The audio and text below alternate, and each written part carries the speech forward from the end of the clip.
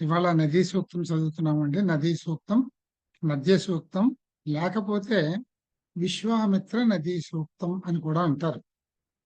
ఈ సూక్తాలను ఏమంటారంటే ఇదొక ప్రత్యేకమైనటువంటి ఒరవడి సూక్తాల్లో. సాధారణంగా సూక్తాల్లో ఒక ఋషి, ఒక దేవత. ఇప్పుడు మనం చూసిన 3 సూక్తాలు అట్లాంటివి చూసాం. ఋషి, దేవత అంటే ఆ దేవతని ఉద్దేశించి, దేవత అంటే ప్రకృతి శక్తి అన్నమాట. ఒక విధమైన ప్రకృతి మనకి ఏర్పాటైన వివిధాలైనటువంటి భూతాల్లో ఒక రకమైన భూతాన్ని ఇచ్చేది ఒక ప్రకృతి శక్తి. ఆ శక్తిని ఉద్దేశించి ఉదాహరణకి అగ్ని, లేకపోతే ఇంద్ర, ఇట్లా దేన్నైనా ఉద్దేశించి మనం చేసే స్తోత్రం ఇది. స్తోత్రం చేసేవాడు ఋషి. ఆ స్తోత్రాన్ని అందుకునేది దేవత. సో ఋషి, దేవత ఉంటారు.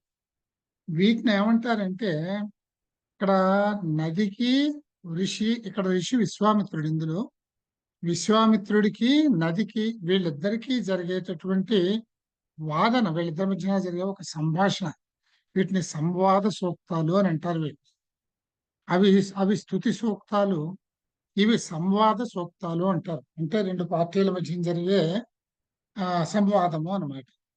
ఇందులో ఈ సంవాద సూక్తాల్లో ప్రత్యేకమైన విషయం ఏమిటంటే, ఇద్దరి మధ్య సంవాదం జరుగుతున్నప్పుడు ఋషి ఎవరు, దేవత ఎవరు?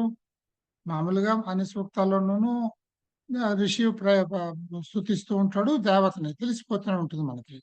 ఇంద్ర సూక్తం అంటే ఇంద్రుడి దేవత, అగ్ని సూక్తం అంటే అగ్ని దేవత, భూమి సూక్తం అంటే భూమి దేవత, ఇట్లా. కానీ ఇక్కడ మరి ఇద్దరు, ఒక ఋషి ఉన్నాడు, ఒక దేవత ఉన్నది అనుకుంటే అప్పుడు ఒకళ్ళే మాట్లాడాలి, ఇంకొకళ్ళు గ్రహించాలి కదా. అలా లేదు, ఇక్కడ ఇద్దరు మాట్లాడుతున్నారుగా. ఎవరు ఋషి, ఎవరు దేవత అని అంటే సంవాద సూక్తాల్లో ఎప్పుడూ కూడా ఎవరు మాట్లాడుతున్నారో వాళ్ళు ఋషి అవుతారు, ఎవరిని ఉద్దేశించి మాట్లాడుతున్నారో వాళ్ళు దేవత అవుతారు. అంచేత ఇక్కడ ఋషి, దేవత అనే రూల్స్ ఇంటర్చేంజ్ అవుతూ ఉంటాయి ఇన్ కోర్స్ ఆఫ్ సూక్తం.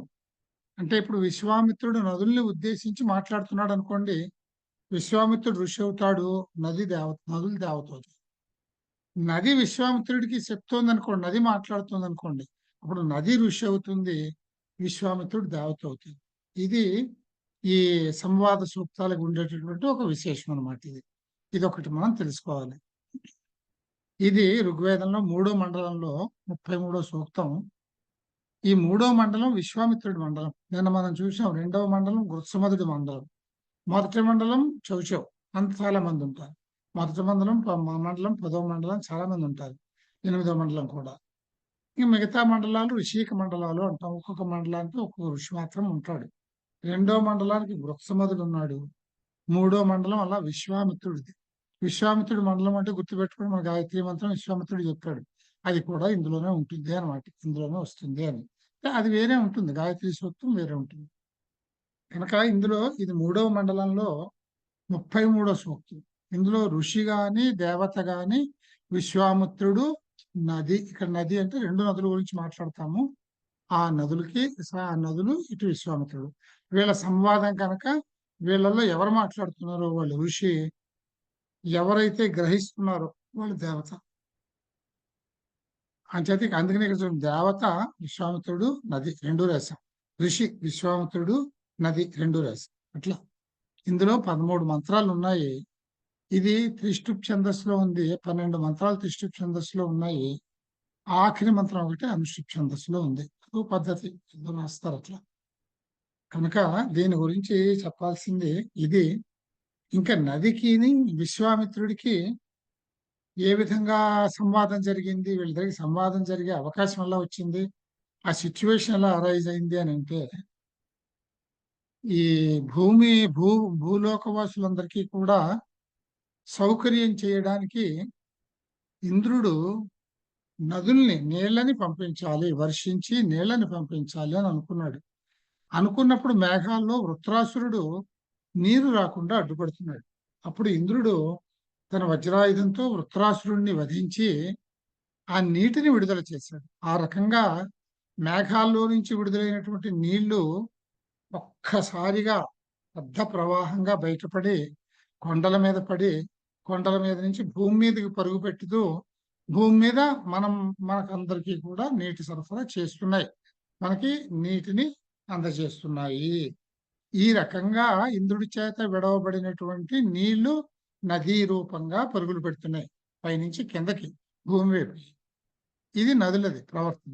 విశ్వామిత్రుడి ప్రవర్తన ఏమిటంటే, విశ్వామిత్రుడు ఒక చోట ఒక రాజుగారి దగ్గర ఆయన ఒక యజ్ఞం చేయడానికి, హోమం చేయడానికి ఏర్పాట్లు చేసుకున్నాడు. ఎప్పుడు హోమం చేసినా కూడా దేవతలకి సోమరసాన్ని హవిస్సుగా సమర్పించాలి. చాలా ముఖ్యం అది. దానికి సోమ తీగలు కావాలి. అంచేత విశ్వామిత్రుడు శిష్య బృందాన్ని వేసుకుని తన పటాలంతోటి సోమ సోమ తీగలని పొందేటందుకు ఆయన బయలుదేరాడు. ఇలా బయలుదేరిన సోమ తీగలకు వెడుతూ ఉండగా ఒక ప్రాంతంలో ఆయన దారికి అడ్డంగా ఈ నదులు ప్రవహిస్తూ అడ్డం వచ్చాయని. ఇంత వేగంగా ప్రవహించే నదులు దాటలేడుగా. అంచేత ఆయన నదుల్ని కోరతాడు అన్నమాట. నేను ఇలాగా నువ్వు ఇంద్రుడి కొనుక్కునే వచ్చావు, నేను ఇంద్రుడి కోసమే వెడుతున్నాను నేను. అంచేత మన ఇద్దరి పర్పస్ ఒకటే. కనుక నన్ను కాస్త అవతల వైపుకి నాకు వెళ్ళాల్సిన అవసరం ఉన్నది కనుక నాకు వెళ్ళడానికి అనుమతిని ఇవ్వండి. మీరు ఇలాగే ప్రవహిస్తూ ఉంటే వెళ్ళడం అనేది నాకు, నా పటాలానికి, భరతలు అంటారనమాట భారతదేశం వాళ్ళు అని ఆయన పటాలం అంటే, నాకు నా భరత పటాలానికి మిమ్మల్ని దాటి వెళ్ళేది వీలు కాదు కనుక కొంచెం మీ ప్రవాహాన్ని తగ్గించుకొని మా చక్రాలు ఎత్తు కొంచెం మరీ మా గుర్రం కళ్ళాలు మునిగిపోకుండా చక్రాల ఇరుసుల ఎత్తు వరకు కొంచెం మీరు ఎత్తు తగ్గించుకొని స్లోగా కాసేపు నిమ్మలించి మెల్లిగా ప్రవహించండి, మేము దాటిపోతాం, తర్వాత మీ దారిని మీరు వెళ్ళిపోవచ్చు అని నేను రిక్వెస్ట్ చేస్తాను. చేసినప్పుడు వెంటనే తగ్గుతాయా నదులు? అవి ఏమంటున్నాయి? ఈయన అడిగిన దానికి అవి ఏమంటున్నాయి? ఇది ఇది ఈ సూక్తంలో ఉండే విషయం. ఈయన ఏమంటున్నాడు, అవి ఏమంటున్నాయి, చివరికి ఏం జరిగింది, ఈయన దాటాడా లేదా, అవి తగ్గాయా లేదా, ఇది ఈ సూక్తంలో ఉన్న విషయం 13 మంత్రాల్లో చెప్పారు. సరే, లోపల అర్థాలు వదిలేద్దాం, ఉన్నది ఉన్నట్టుగా చదువుకుందాం మనం. చక్కటి వర్ణన ఉంటుంది, చాలా సామాన్యంగా ఉంటుంది. నదులు ఎలా వెళ్తాయో అలాగే వర్ణిస్తాడు. విశ్వామిత్రుడు చాలా లోక సహజంగా ఎవరి దగ్గరైనా పని ఉండి అడిగితే ఏం చేస్తామండి, వాళ్ళని పొగుడుతాం. వాడిని, వాడి వంశాన్ని, వాళ్ళ అమ్మ నాన్నల్ని, వాడి తాత ముత్తాతల్ని అన్ని పొగుడుతాం. పొగిడి మనకు కావాల్సిన పని చెప్తాం. మామూలే కదా. మేఘ సందేశంలో కూడా యక్షుడు మేఘాన్ని సందేశం పట్టుకెళ్ళమని రిక్వెస్ట్ చేయాల్సి వచ్చినప్పుడు ఆ మేఘాన్ని ఎంత పొగుడుతాడు, పొగిడి ముందు తర్వాత అయ్యా నాకు చిన్న పని చేసి పెట్టు అని అడుగుతాడు. అన్ని సలహాలు చెప్పి నా దండాలు పెట్టి అర్ఘ్యాలు సమర్పించి చివరికి ఒక పని అడుగుతాడు. ఎప్పుడైనా అంతేగా, మనకు పని పడి వెళ్తే అలాగేగా. ఇక్కడ కూడా అదే సహజత్వం కనిపిస్తుంది. విశ్వామిత్రుడు బ్రతిమలాడతాడు నదులు. ఈయన ఎవరో తెలిసి ఆయన ఎందుకని వెళుతున్నాడో అర్థం చేసుకున్న తర్వాత నదులు ఇంతగానో ఆయన గౌరవం ఇస్తాయి. ఆయన గౌరవం ఇచ్చి ఆయనకి దారిస్తాయి అన్నమాట. ఇది ఈ సూక్తంలో ఉన్న విషయం.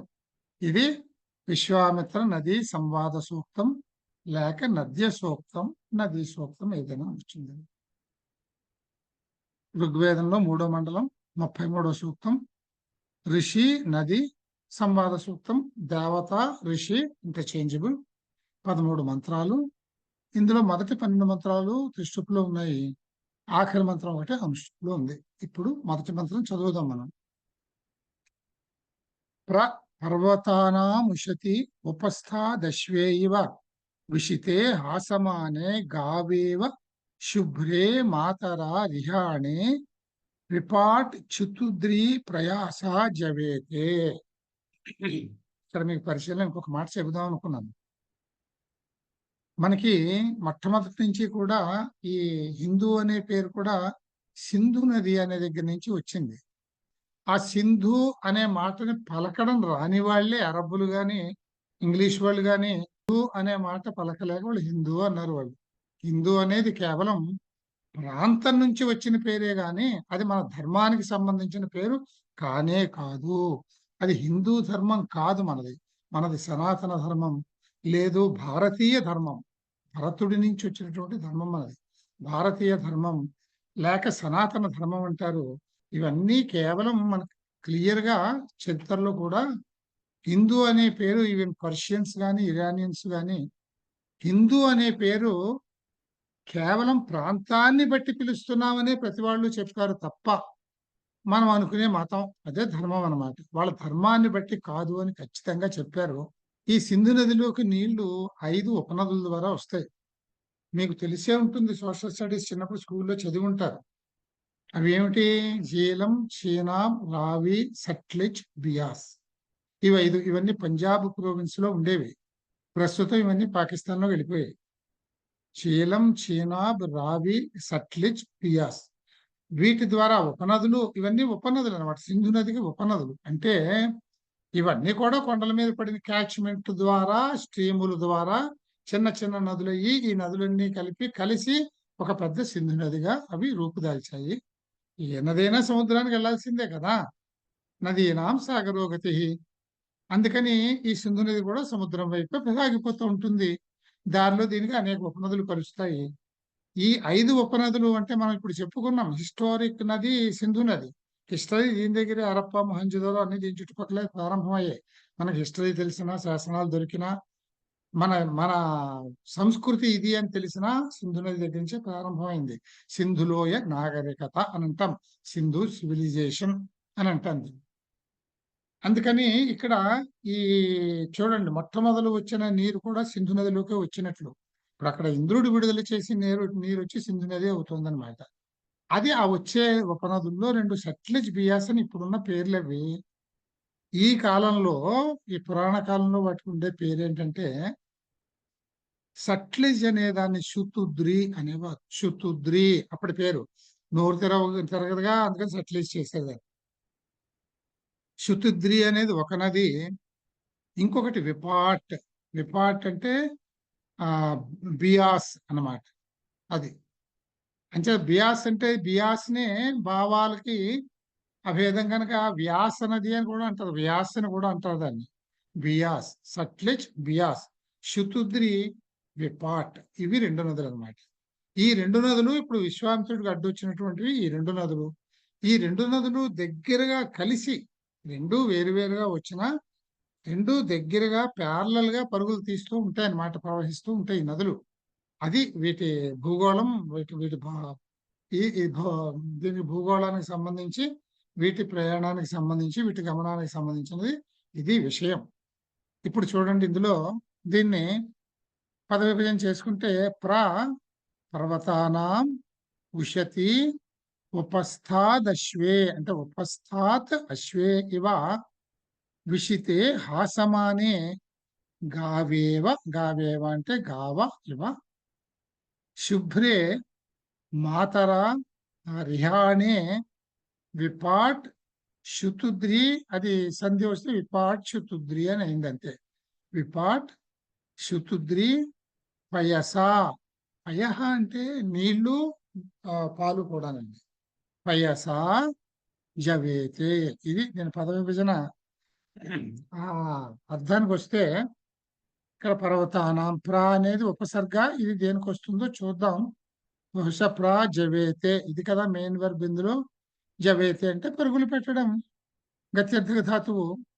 ఇందులో నుంచి పరుగులు పెట్టడం అన్నమాట. కనుక ఈ జవేతే అని అయి ఉంటుంది. చూద్దాం. పర్వతానాం అంటే పర్వతముల యొక్క, ఇది పర్వతానాం అంటే బహువచనం షష్ఠి.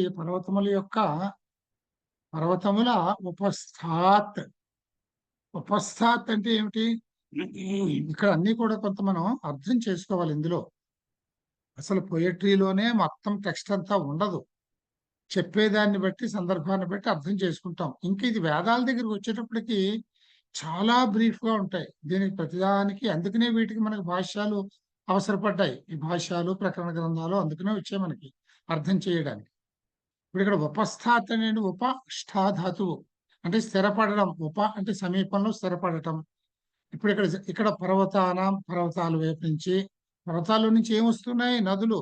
అంటే చివరిలోకి వచ్చేప్పుడు నదుల పేర్లు వచ్చాయి కనుక బియాస్ నది, శతుద్రి నది అని వచ్చాయి కనుక ఈ నదులు వస్తున్నాయి పర్వతాల మీద నుంచి. నదులు ఎక్కడికి ప్రవహిస్తాయండి? సముద్రంలో కలవడానికి పోతాయి. ఎందుకంటే అన్నిటికంటే పొలంలో అదే సీ లెవెల్ అంటాం. అంటే 0 లెవెల్ ఉండాలి. అది సీ లెవెల్ అని పెడతాం. సీ లెవెల్ నుంచి ఆల్టిట్యూడ్ ఎంత అంటే ఈ కొండ 5,000 మీటర్లు ఉంది, ఈ కొండ 3,000 మీటర్లు ఉందని ఆ సీ లెవెల్ రిఫరెన్స్ గా మనం చెప్తాము అనమాట. అంచేత ఏ నదైనా కానీ సీ కంటే ఎత్తులో ఉంటే నది, సీ లెవెల్కి వస్తే సీలో కలిసిపోతుంది, సముద్రం అయిపోతుంది అది, అంతే.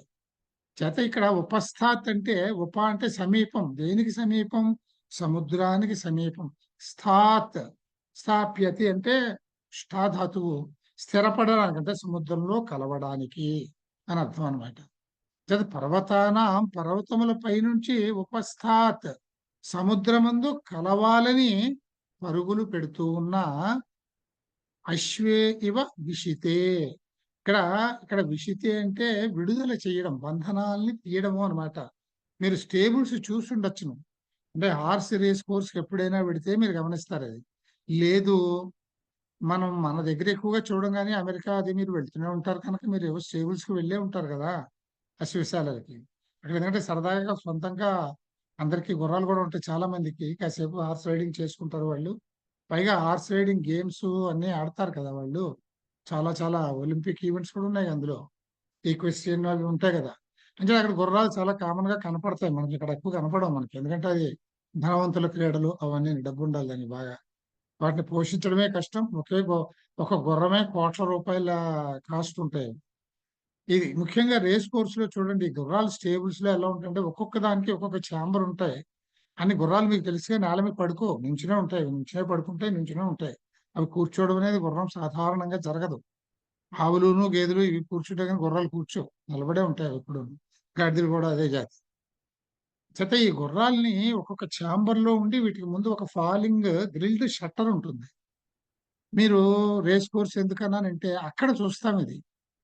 వాళ్ళు రేసు స్టార్ట్ అవ్వడానికి వాడు గన్ ఫైర్ చేయగానే ఒక్కసారిగా ఈ షట్టర్స్ టప్పుమని పైకి లేచిపోతాయి. గుర్రం దూకుతాయి అన్నమాట. హార్స్ రేసెస్ తెలుసుగా మీకు, కోట్ల కోట్ల రూపాయలు ఎగరిపోయే ప్రదేశం అది. అందుకని ఒక్కసారిగా దూకుతాయి. ఎంత వేగంతో దూకుతాయంటే ఒక పెద్ద లీపు తీసుకొని ఇంక పరిగెడతాయి అన్నమాట. ఇది ఆ రకంగా అశ్వాలు వాటి శాలల్లో నుంచి విషితే అంటే అది ఆ బంధనాల్ని విడదీయడము అని అర్థం. విషి ధాతువు ఆ బంధనాల్ని విడదీసినప్పుడు అవి ఎలా పరిగెడతాయంటే గుర్రాలు ఒక్క దూకు దూకి పరిగెడతాయి. ఇప్పుడు ఈ నదుల్ని ఇవి వృత్రాసురుడి చేత అడ్డగింపబడి నిండుగా అయిపోయి ఉన్నాయి మేఘాల నిండా నీళ్లు. ఒక్కసారి ఆ మూత వృత్రాసురుడనే ఆ మూతని ఇంద్రుడు తెరవగానే ఒక్క దూకు దూకే అనమాట. దూకి సముద్రం వైపు పరిగెడతాయి. నదులు అలాగే పెడతాయి. అంచేత సముద్రం నుంచి కలవాలన్న కోరికతో పరుగులు పెడుతున్న అశ్వశాల నుండి విముక్తం చేయబడిన అశ్వముల వలె పరస్పరం స్పర్ధ చెందుతూ, ఇక్కడ స్పర్ధ అంటే కాంపిటీషన్ అన్నమాట. ఆ సమానే స్పర్ధ చెందుతూ, స్పర్ధ అంటే ఏమిటి? నువ్వు ముందా నేను ముందా అని పోటీ పడుతున్నట్లు, అంటే ఆ రెండు నదులు ఇంత వేగంగా ఉరుకల పరుగుల మీద ప్రవహిస్తున్నాయి అని చెప్పడం అన్నమాట. పరస్పరం స్పర్ధ చెందుతూ, ఇది ఎలాగా ఇక్కడ ఒక చిన్న ఉపమానం చెప్పాడు చూడండి. మాతరా రిహాణే ఉషతి. ఉషతి అంటే మళ్ళీ ఉష్ ధాతు అంటే ఏంటిది? ఇది పరుగులు పెట్టడం అన్నమాట, దుమకటం. ఉషతి అంటే దుముకులు విపరీతమైన వేగంతో పరుగులు పెట్టడం. రిహాణే, రిహాణే అని అంటే చూడండి, పశువులన్నీ కూడా పిల్లల్ని నాకుతాయి. అవి క్లీన్ చేయడం అనండి, ముద్దు చేయడం అనివ్వండి, అప్పుడే పుట్టిన పిల్లల్ని శుభ్రం చేయడం అవనివ్వండి, నాకుతాయి. అంతకంటే పాపం వాటికి వేరే సోర్స్ ఏం లేదు కదా. అది రిహాణి అంటే అర్థం. మాతరా అంటే తల్లులు దూడల్ని నాకేటందుకు, అంటే ఇవి మేత మేయడానికి వచ్చో ఏమో చాలాసేపు దూడల నుంచి వేరుగా వస్తాయి. దూడల్ని విడిచిపెట్టవు, అవి అవి ఇవి తింటే జబ్బులు వస్తాయని. ఆవుల్ని మాత్రం వదిలిపెడతాయి. ఈ ఆవులన్నీ వెళ్ళి మేస్తాయి. వాటికి లెక్కలెక్కే టైం అయ్యే వాళ్ళకి దూడలు ఎదురు చూస్తూ ఉంటే వీటికి పాపం ప్రేమ, అంతసేపు చూడలేదు కనుక ఇవి వాటిని నాకుతాయి వెళ్ళగానే విపరీతంగా. అది ప్రేమ అన్నమాట. ఆ నాకేయాలి వెళ్ళి అనే ఉద్దేశంతో వేగంగా పరిగెడతాయి ఆవులు. చాలా వేగంగా పరిగెడతాయి అన్నమాట ఈ గోవులన్నీ కూడా. ఆ రకంగా పోలుస్తున్నాడు ఇక్కడ. అవి అంటే అవేగానికి ఈ వేగానికి పోలిక లేకపోయినా వీటి బతుకు ఇదే వేగం, వాటికి అది వేగం అంతే. ఓ గుర్రము ఆవు ఆవుల్లో స్పీడ్‌గా పరిగెత్తేదే హీరో. గుర్రాల్లో స్పీడ్‌గా పరిగెత్తేది అది హీరో. ఆ హీరో, ఈ హీరో ఒకటా అంటే కాదు. వీటిల్లో ఇది హీరో, వాటిల్లో అది హీరో. అట్లాగే ఏ విధంగా అయితే తమ దూడల్ని జిహ్వలతో నాకాలి అనే ఇష్టంతోటి, ప్రేమతోటి, ఉరుకులు పరుగులతోటి గోవులన్నీ పరుగులు తీస్తాయో, గావా ఇవ శుభ్రే, శుభ్రే అంటే శోభాయమానమైన 2 ఆవుల వలె, గావా అంటే 2 ఆవుల వలె. ఇవి 2 నదులు కదా! సట్లెజ్, బియాస్ 2 నదులు శతుద్రి, విపాట్. అందుకని 2 ఆవుల్లాగా మీరు పయసా, పయః అంటే నీరు, పయస్ శబ్దం. పయసా నీటితో, తృతీయ నీటితో నిండుగా వేగంగా ప్రవహిస్తున్న విపాట్ శతుద్రి. విపాట్ అంటే ఇప్పుడు అది బియాస్, శతుద్రి అంటే ప్రజెంట్ నేమ్ సట్లెజ్ మనకి తెలుస్తాయని రాశాను నేను. మీరు విపాట్ శతుద్రి అని రాసినా సరిపోతుంది. నదులు ప్రజవేతే సముద్రం వైపు ఉరకలు వేస్తున్నాయి. ఇక్కడ జవేతే అంటే ఉరకలు వేస్తున్నాయని అర్థం. నదులు ఎటు ఉరకలు వేస్తున్నాయి, అది సప్లిమెంటేషన్. సముద్రం వైపు ఉరకలు వేస్తున్నాయి. ఇది ఇక్కడ నేను ఇందులో ఉన్న వెర్బులు చూడండి. విశతి, విశితే, హాసమానే, రిహాణ, విపాట్, ఇటువంటివన్నీ మీరు ఒక్కసారి చూడండి. అంటే అంతా కాకపోయినా వీటికి చక్కగా ఎందులో ఎందులో ఏమి ఈ ధాతువు ఉంది అనేది మనకు తెలుసుకునేటందుకు ఇది బాగుంటుంది. చదివితే బాగానే ఉంటుంది. మీరు చదవండి. మీరు పరీక్షలో రాయక్కర్లేదు. మీరు ఇంట్రెస్ట్ ఉంటే చదవండి, బాగుంటుంది. ఇక్కడ నేను విపులంగానే రాశాను ఇది. కనుక రెండో మంత్రానికి వస్తే, రెండో మంత్రం ఏంటంటే ఇంద్రేషితే ప్రసవం భిక్షమాణే సముద్రం అచ్చా రథ్యేవ యాతః సమరాణే ఊర్మిభిః పెన్వమానే అన్య వామన్యమప్యేతి శుభ్రే అని ఇక్కడ పద విభజన చేసుకుందాం. దీనికి ఇంద్రియేషితే అంటే ఇంద్ర ఇషితే ప్రసవం భిక్షమాణే సముద్రం అచ్చా రథ్యేవ రథ్యా ఇవ రథ్యా ఇవ యాతః సమరాణే ఊర్మిభిః పెన్వమానే అన్య వామన్యామప్యేతి. అంటే ఇక్కడ దీన్ని ఎలా విడదీయాలంటే వాం అన్యాం అపి ఏతి, వామన్యాం అప్యేతి, వాం అన్యాం అపి ఏతి, వామన్యాం అప్యేతి శుభ్రే. ఇది పద విభజన. ఇంద్ర ఇషితే ఇక్కడ విశ్వామిత్రుడు నదులతోటి మాట్లాడుతున్నాడు. ఇప్పుడు ఈ నదులు ప్రవహిస్తున్నాయి అని మనం జనరల్ గా మనం చెప్పుకున్నాం, పరిచయం.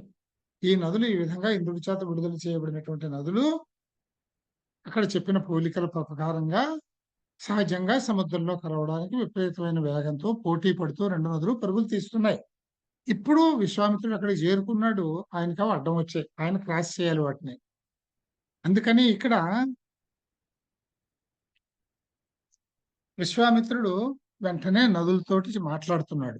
అంటే ఇక్కడ విశ్వామిత్రుడు ఋషి. ఈ మంత్రంలో విశ్వామిత్రుడు ఋషి, నదులు దేవత. ఇది ఇంద్ర ఇషితే, ఇషితే ఇష్ అంటే పంపించడం అనమాట. ఇంద్ర ఓ నదీద్వయమా, వాటిద్దరి 2 నదుల్ని ముందు అడ్రస్ చేశాడు. ఇంద్ర ఇషితే ఇంద్రునిచే పంపబడిన ప్రసవం, ప్రసవం ఆ ఇంద్రుని అనుమతిని భిక్షమాణే, భిక్షమాణే అంటే కోరటం, కోరి ప్రార్థిస్తున్న మీరు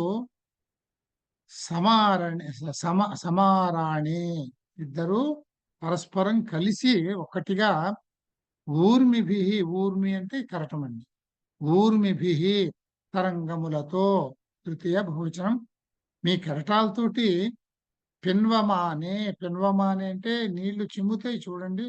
మనం ఒక జలపాతం పక్కన ఉంటే ఆ జల్లు పడుతూ ఉంటుంది, సంతోషపడతాం. అది పెన్వమానే అంటే నీళ్లు చిమ్మడము అనమాట. ఇవి ఏం చేస్తున్నాయి, వీటి వేగానికి వాటి దారిన పోతూ ఉండేటప్పటికీ ఈ వేగానికి అవి మరి అవన్నీ కొండలు, రాళ్ళు, గుట్టలు అన్నీ ఉంటాయి కదా. ఆ గుద్దుకున్నప్పుడు అలా నీళ్లు ఎగిరి చిమ్ముతూ ఉంటాయి చుట్టుపక్కలంతా. అంచేత ఆ చుట్టుపక్కల ప్రదేశాలన్నింటినీ తడుపుతూ, అది పెనవమానే అంటే తడుపుతూ, శుభ్రే శోభతోటి కూడి ఉన్న రథ్య ఇవ, రథ్య అంటే రథికుడు, రథాన్ని అధిరోహించిన వాడు రథికుడు. అంటే రథ్యా, రథి, రథ్యా అంటే ఇది తృతీయ అన్నమాట. రథ్యా ఇవ రధికుల వలె సముద్రం అచ్చా, అచ్చా అంటే ఎదురుగా అని. సముద్రం అచ్చా అంటే సముద్రానికి ఎదురుగా, అంటే సముద్రం వైపుగా. యాథ, యా ధాతువు, యా అంటే అది మళ్ళీ ఆ గమనార్థక ధాతువు అనమాట. యాథ వెడుతున్నారు. థహ అనేది ఏమిటండి? ఇది ద్వివచనం. అది ద్వివచన ప్రయోగం. యాథ యాథ యాథ వెళ్తున్నారు. ఇంకను వాం మీరిద్దరూ అన్యా అన్యం అపి ఏతి, అన్యా అన్యం అపి ఏతి. ఏతి అంటే వెళ్ళడమే. అన్యా అన్యం ఒకరితో ఒకరు రాసుకుంటూ వెడుతున్నారు, అంటే పక్కపక్కనే ప్రవహిస్తున్నారు. ఇక్కడ ఇదంతా చూడండి, కొంచెం వాటి గురించి మంచిగా మాట్లాడటం ఈ విశ్వామిత్రుడు ఈ రకంగా ఈ వాటిని అడ్రస్ చేశాడు ఈ మంత్రం ద్వారా. తర్వాత మంత్రం అచ్చా సింధు మాతృతమామయాసం విపశం ఉర్వీం శుభగా మగన్మ వత్సమివ మాతరా సంహ్రిహాణే సంరిహాణే సమానం యోనిమను సంచరంతి అని. ఇది అచ్చా సింధుం మాతృతమాం అయాసం. ఇది మాతృతమామయాసం, మాతృతమాం అయాసం విపశం ఉర్వీ, విపశం ఉర్వీ, ఉర్వీం పైన అనుస్వారం ఉందండి, చొక్కు ఉంది. విపాశం ఉర్వీం శుభగాం అగన్మ వత్సం ఇవ మాతర. ఎంతసేపు అదే చెప్తున్నాడు, అంటే తల్లి దూడని నాకినట్లు అని.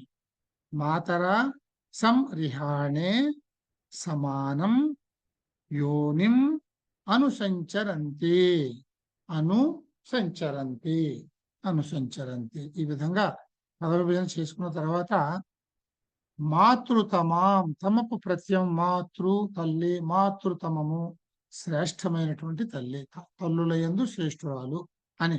మాతృతమాం శ్రేష్టమైన మాత వంటి సింధుం అచ్చా, సింధుం అచ్చా ప్రవహిస్తున్న శుద్ధిద్రి. ఇక్కడ సింధుం అంటే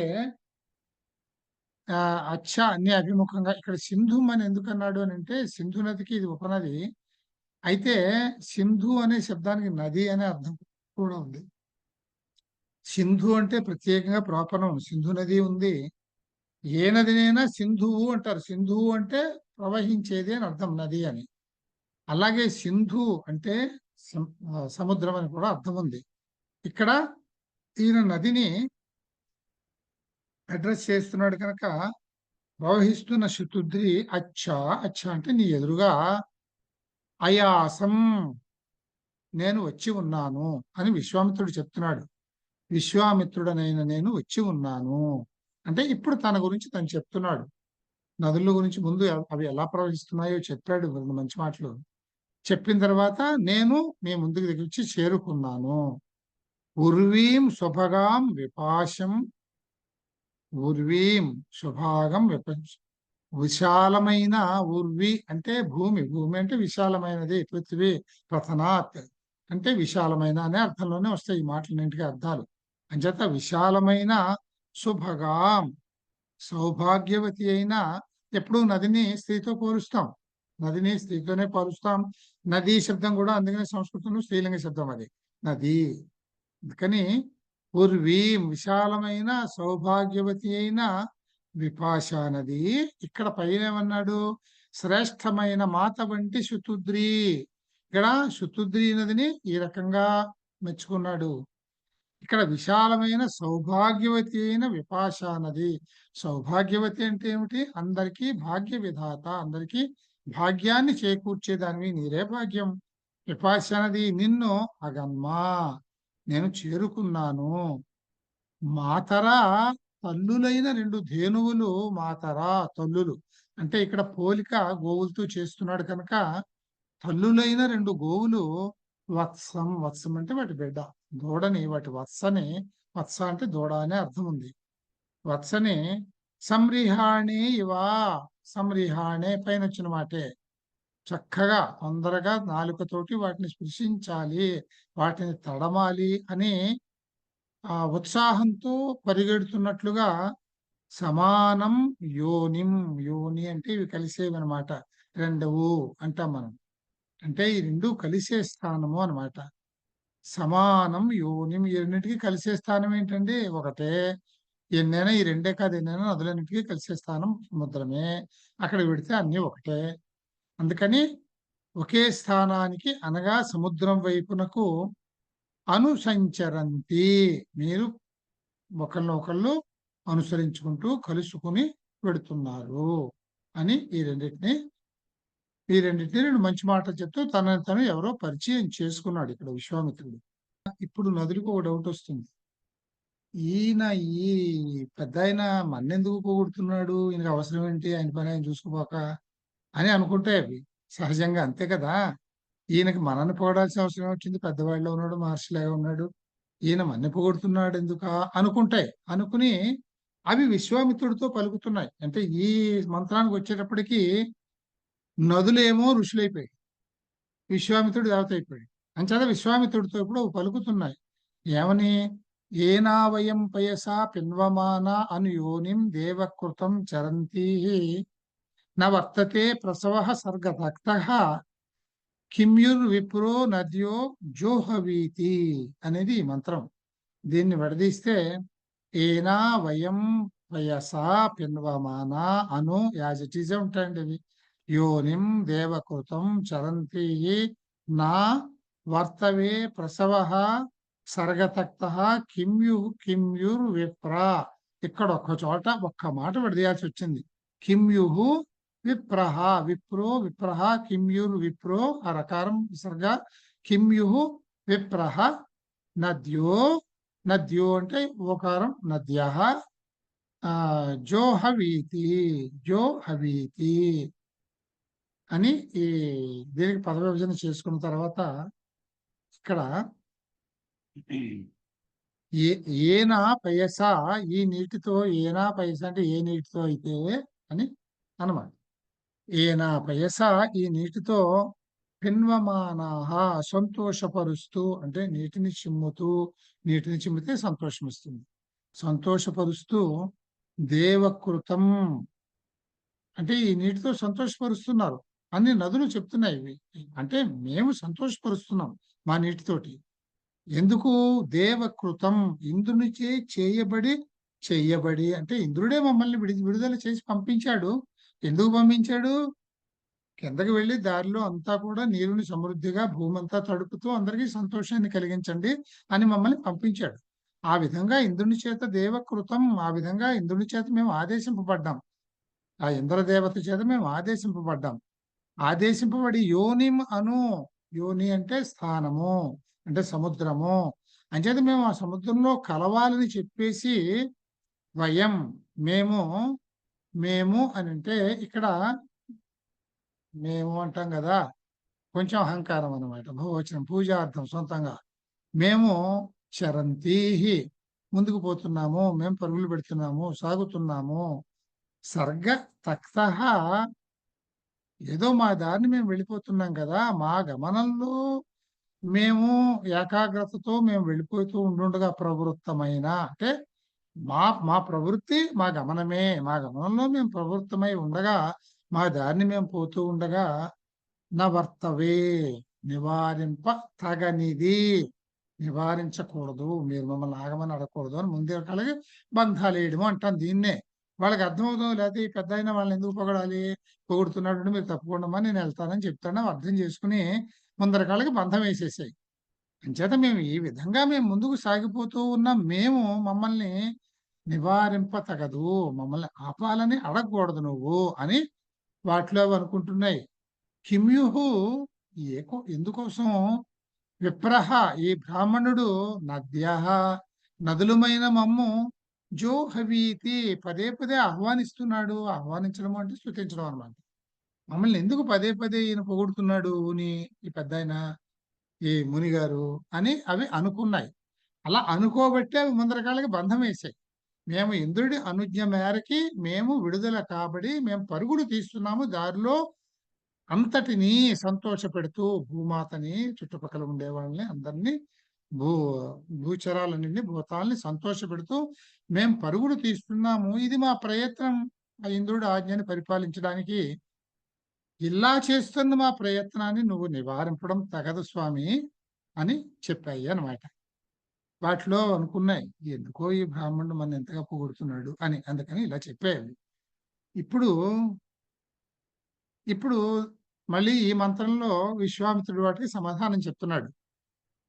ఏమని? రమధ్వం మే వచసే సౌమ్యాయ ఋతావరీ రూప ముహూర్తమేవైః ప్ర సింధుముచ్చా బృహతి మనీషా వస్యరహ్వే ఋషికస్య సూనుః. ఈయన ఈయన ఈయన గురించి ఈయన చెప్పుకుంటున్నాడు. తను ఎవరో ఇంకొంచెం విశదంగా చెప్తున్నాడు. ఈయన ఎవరండి? కుషిక పుత్రుడు. అందుకనే కౌశికుడు. కుషికాపుత్రుడు కౌశికుడు. అందుకని విశ్వామిత్రుడిని పేరు కౌశికుడు అంటాం కదా. ఇప్పుడు తనని తను ఎవరో పరిచయం చేసుకుంటున్నాడు. కొంచెం తన గురించి చెప్పుకుంటున్నాడు. దీనికి పద విభజన రమధ్వం మే వచసే సౌమ్యాయ ఋతావరీ రూప. ఋతావరీ ఉపా అన్నమాట. ఋతావరీ ఉపా, ఋతావరీ రూప. ముహూర్తం ఏవైః, ముహూర్తం ఏవైః ప్ర సింధుం అచ్చ. సింధుం అచ్చ. అచ్చ అంటే అభిముఖం. మీరు ఒక్కొక్క మాటను గుర్తుపెట్టుకుంటే పట్టేసుకోవాలి అంతే. ఎన్నిసార్లు వచ్చింది ఇక్కడ మనకి అచ్చ, అభిముఖము అనేటటువంటిది. ఆ మాటను పట్టేసుకుంటే ఇంక ప్రతి చోట అనుమానం రాదు. ఇంకా ఎక్కడ వచ్చినా అదే వస్తుంది ఇంచుమించు. సింధుం అచ్చ బృహతి మనీషా వస్యురహ్వే. అంటే ఇక్కడ మనీషా, మనీషా వస్యు, మనీషా అవస్యుః అహ్వే. అవస్యురహ్వే, అవస్యుః అహ్వే కుషికస్య సూనుః అని పద విభజన.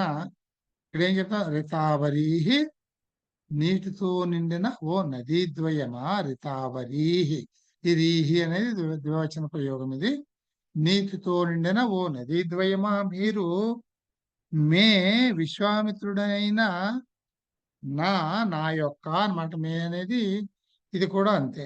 మా అనొచ్చు, మే అనొచ్చు. ఇది ఒక రూపం. విశ్వామిత్రుడు నా యొక్క సౌమ్యాయ. సౌమ్యాయ అంటే సోమము కొరకై. చతుర్థి. సౌమ్యాయ, సోమము కొరకై అంటే సోమాన్ని సంపాదించునన్న వచ్చసే అని నేను మాట ఇచ్చాను ఆయనకి. ఆ మాట కోసం, నా మాట నిలబెట్టడం కోసం ఏవైహి మీ శీఘ్ర గమనం నుంచి, ఏవైహి మీ శీఘ్ర గమనం నుంచి పంచమ్యర్థంలో తృతీయ ప్రయోగం. అంటే ఇక్కడ ఏవైహి అంటే తృతీయ బహువచనం. ఇది ఇక్కడ ఏమిటి? మనం ఇక్కడ ఫ్రమ్ అని వాడుతున్నాం. ఫ్రమ్ అంటే ఎందులోకి వస్తుంది? శీఘ్ర గమనం నుండి అంటే పంచమే అవుతుంది. పర్వాలేదు, వీటిలో ఇలాగే ఉంటే ప్రయోగాలు వస్తూ ఉంటాయి అన్నమాట. అంటే ఇక్కడ అనుమానం రాకుండా పంచమి అర్థంలో తృతీయ ప్రయోగం చేశారు అని చెప్పుకుంటున్నాం అంతే. ముహూర్తం. ముహూర్తం అంటే క్షణం. అంటే టైంకి ఒక మెజర్ ముహూర్త కాలం అనేది. క్షణకాలము పాటు ముహూర్తం అంటే క్షణకాలము పాటు ఉపరమధ్వం. ఉపరతులు కండు. ఉపరతులు అంటే రతి అని అంటే ఏమిటి? కోరిక. అంతే కదా. రతి అంటే కోరిక, కామం. మీ కోరిక ఏమిటి? ఇప్పుడు ఉరకలు వేసుకుంటూ ముందుకెళ్ళిపోవాలి, సాగిపోవాలి పదే పనిగా స్పీడ్గా. ఇది మీ కోరిక. ఆ కోరిక నుంచి కాస్త విరమించుకోండి. ఉపరతి అంటే కోరిక నుంచి విరమించుకోండి. ఉపరతులు కండి అంటే మీ వేగాన్ని కాస్త తగ్గించుకోండి. ఇంకా తనెవరో చెప్తున్నాడు. కుషికస్య అంటే రాజర్షి అయినటువంటి కుషికుడు అంటే ఈయన తండ్రి. ఆయన రాజర్షి. ఆయన రాజర్షి అయిన కుషికుని యొక్క సూనుహు, కొడుకుని. నా పేరు విశ్వామిత్రుడు. అంటే నేను అంటే ఇప్పుడు కుషికుడు అంటే ఆ రోజుల్లో రాజర్షి అంటే చాలా ఫేమస్ ఉంటాడు. అంటే నదులకి మాటలు అర్థం అవుతాయా? నదులు మాట్లాడతాయా? ఇట్లా ప్రశ్నించుకోకూడదు. అది అవన్నీ మనం అలా అర్థం చేసుకోవాలి. అంచేత రాజర్షి అయిన కుషికుని యొక్క పుత్రుడిని విశ్వామిత్రుడిని. ఓ రాజర్షి పుత్రుడు అంటే తక్కువ వాడు ఉండడు కదా. పుత్రుడు బృహతి గొప్పదైన స్తుతితో మనీష. స్తుతితోటి అవస్యు ఆత్మరక్షణార్థం, అవస్యు ఆత్మరక్షణార్థం అంటే నన్ను నేను రక్షించుకోవడం కోసం, అంటే నా మాటని నిలబెట్టుకోవడం కోసం, సింధుం శుతుద్రీ నదికి అచ్చా అభిముఖంగా ఎదురుగా వచ్చి ప్రఅహ్వే ప్రకర్షతో ఆహ్వానిస్తున్నాను. ఇక్కడ ఆహ్వానించడం అంటే స్తుతిస్తున్నాను అని అర్థం, ప్రార్థిస్తున్నాను. ఇక్కడ ఎందుకంటే ఆహ్వానించడం అనే మాట ఎందుకు వస్తుందంటే, మనం ఏ హోమాలు చేసినా దేవతల్ని ఆహ్వానిస్తున్నాము అని స్తుతులు చదువుతాం, స్తోత్రాలు చదువుతాం. ఇక్కడ ఆహ్వానించడం అంటే స్తుతి పలకడమే అని అర్థం. నేను మిమ్మల్ని ఆహ్వానిస్తున్నాను అంటే మిమ్మల్ని స్తుతి చేస్తున్నాను, స్తోత్రం పఠిస్తున్నాను అని ఈయన శుతుద్రి నదికి చెప్పాడు. ఇందులో తనని తను పరిచయం చేసుకున్నాడు. అంటే తక్కువగా అనుకోకుండా కొంచెం నన్ను కూడా గమనించి, నేను ఇచ్చిన మాటని గౌరవించి, నా మాట నిలబెట్టేందుకు దయచేసి సహాయం చేసి, కాస్త మీ వేగం నుంచి కొంచెం మందగించి సాగండమ్మా అని ఓ నమస్కారం పెట్టాడు. ఇప్పుడు ఇక్కడ మళ్ళీ ఇప్పుడు ఈయన చెప్పిన దానికి సమాధానంగా ఆ నదులు చెప్తున్నాయి. ఏమని? ఇంద్రో అస్మాం అరదద్వజ్రబాహు రపహాన్ వృత్తం పరిధిం నదీనాం దేవో నయస్త్వవిత నయత్ సవిత సుపాణి తస్య సుపాణి తస్య వయం ప్రసవే గామ ఉర్వీహి అని ఇది దీని పద విభజన. ఇంద్రో అంటే ఇంద్రః అస్మాన్ చెప్పాను. ఈ అర్ధానుస్వారం ఉంటే నకార పొందనమాట. అస్మాన్ ఇక్కడ అరదద్ వజ్రబాహు అంటే అరదత్ వజ్రబాహు, అరదద్ వజ్రబాహు. మళ్ళీ వజ్రబాహు రప అంటే వజ్రబాహు అపా అని అర్థం. అపాహన్ అంటే అపా ప్లస్ అహన్, అపాహన్. అహన్ వృత్తం, అహన్ వృత్తం. ఈ రకంగా దీన్ని ఎలా విడదీసుకుంటే అరదత్ వజ్రబాహు అపా అహన్ వృత్తం పరిధిం నదీనాం దేవో దేవః నయత్ సవిత.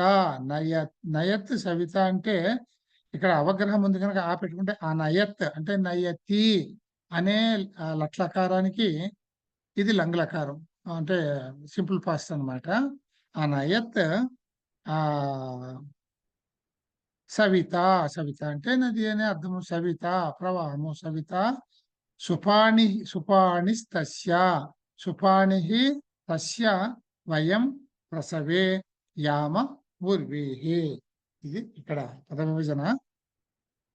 అర్థం చూస్తే వజ్రబాహు ఇంద్ర, వజ్రాయుధాన్ని బాహువులందు ధరించిన ఇంద్రుడు అని చెప్పుకున్నాం. అస్మాన్ అరదత్ మమ్మల్ని నదులుగా తవ్వెను. ఇక్కడ చూడండి, రదతే లింగి అనమాట. అరదత్ ఇది ఫస్ట్ టెన్స్ ఫార్మ్. ఇది అరదత్ మమ్మల్ని తవ్వాడు.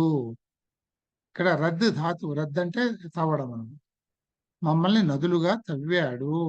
నదీనాం పరిధిం నదుల యొక్క నీటి ప్రవాహాన్ని కట్టడి చేస్తున్న వృత్రం, వృత్రాసురుణ్ణి అంటే మేఘాన్ని మధించాడు, అంటే మేఘమథనం చేశాడు అని అర్థం.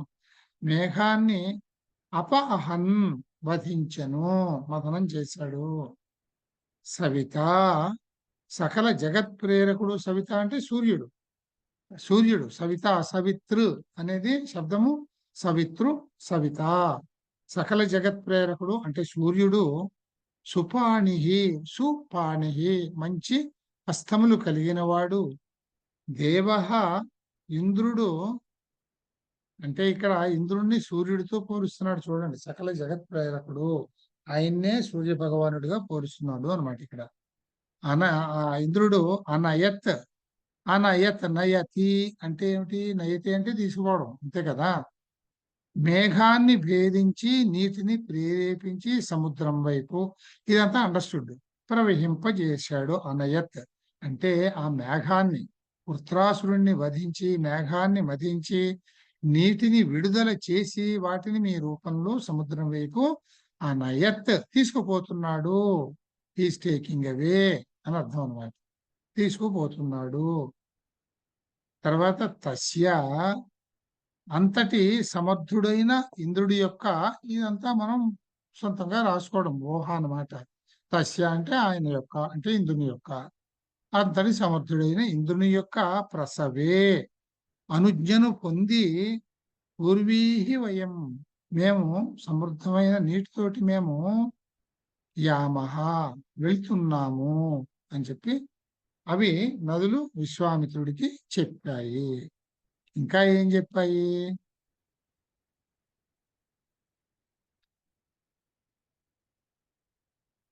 ఓకే, ఇది మళ్ళీ విశ్వామిత్రుడు నదులతో చెప్తున్నాడు అనమాట ఈ మంత్రం. ప్రవాచ్యం శశ్వధా వీర్యం తదింద్రస్య కర్మ యదహిం వివృశ్చత్ వజ్రేణ పరిషదో జఘానాయన్నాపో ఆపహ అయనం ఇచ్చమానాహ అని ఈ మంత్రం. ప్రవాచ్యం శశ్వథా వీర్యం తదింద్రస్య, తత్ ఇంద్రస్య కర్మ యదహిం, యత్ అహిం, అహిం అంటే మనం మాట్లాడుకున్నాం, అహిం అంటే పాము, వృత్రాసుడు అనమాట. అహిం వివృశ్చత్ అంటే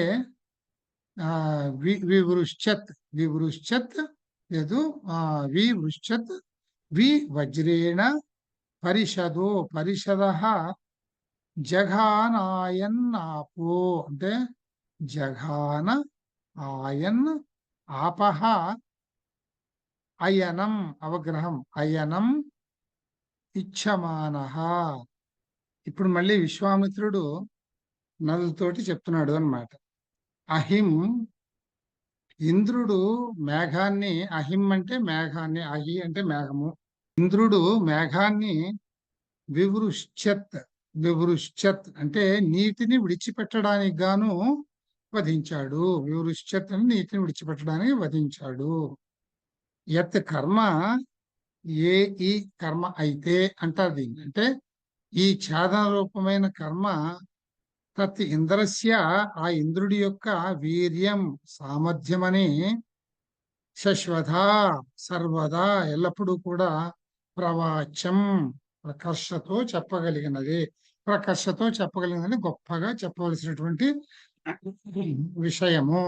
ఎందుకంటే నీటికి ప్రతిబంధకంగా ఉన్న రాక్షసుల్ని వాళ్ళని నిర్జించి నీటిని విడుదల చేయడం సామాన్యమైన విషయం కాదు కదా. అంచేత ఇది ఆ ఇంద్రుడు కనుకనే చేయగలిగాడు అని ఎంతో గొప్పగా చెప్పుకోవాల్సిన విషయం. పరిషద నీటి ప్రవాహానికి ప్రతిబంధకాలైనటువంటి ఆసురుల్ని ఇంద్రుడు వజ్రేణ వజ్రాయుధముతో విజఘాన వధించేశాడు, విజఘాన అణిచిపడేశాడు. అయనం అప్పుడు ఆ స్థానాన్ని ఇచ్చమానాహ కోరుకుంటూ, నీరు ఆపహ నీరు అంటే మీరు, నదులైన మీరు, ఆయన్ వెళ్తున్నారు అని ఈ మంత్రంలో వాళ్ళకి చెప్పాడనమాట. మళ్ళీ నిజమే, నాకు అర్థమైంది, ఇంద్రుడు చాలా గొప్ప కార్యాన్ని చేశాడు ప్రజల కోసం, నీళ్లను విడిపించడానికి.